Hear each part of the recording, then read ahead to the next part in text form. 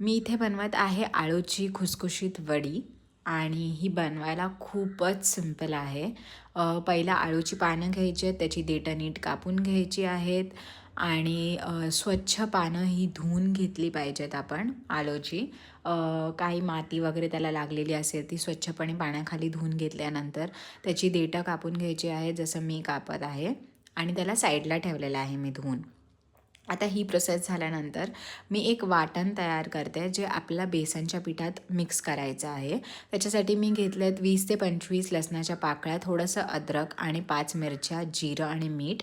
ह्याला नीट ग्राइंड केलेलं आहे. चिंचेचा खोळ बनवलेला आहे गरम पाण्यात. आणि आता बेसन घेतलं आहे मी 1 वाटी आणि 1 वाटी बेसनमध्ये मी टाकलेलं आहे 1 वाटी तांदळाचं पीठ आणि त्यात आपल्याला टाकायचं आहे हे जे वाटण आपण जे बनवलेलं ना ते वाटण आता आपल्याला ह्याच्यात टाकायचं आहे.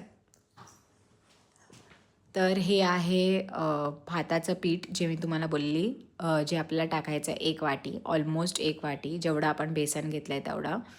आणि त्याच्यानंतर आपण हे जे वाटण बनवलं ते टाकलं आहे मी ह्याच्यात.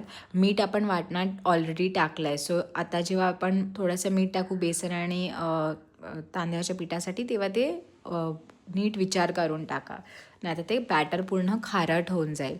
हे बॅटर आपण तयार करतो आहे आळूच्या पानांवर लावायला. त्याच्यानंतर मी गरम मसाला टाकला इकडे, शाही गरम मसाला घेतला आहे मी, हा मी टाकला आहे. त्याच्यानंतर मी ओवा आणि तीळ घेतलेला आहे आणि अर्धा अर्धा टेबलस्पून हे अंदाजेने मी टाकलेला आहे ह्याच्यात. आणि त्याच्यानंतर मी ह्याला नीट थोडंसं पाणी टाकून मिक्स केलं आहे या बॅटरला आणि हे बॅटर आता मी पानांवर लावत आहे. पान कसं लावायचं, एक सरळ ठेवायचं, एक उलटं ठेवायचं. आता हे मी सरळ सरळ घेतलं आहे, तर दुसरंवालं पान मी उलटं घेणार, म्हणजे त्याचं तोंड मी दुसऱ्या साईडला करणार. असं आळूची वडी बनवायची आहे आणि त्याच्यानंतर त्याचा एक रोल फॉर्म करायचा आपल्याला. हे सगळी पानं एकावर एक टाकून एक आपल्याला छान असा रोल तयार करायचा आहे.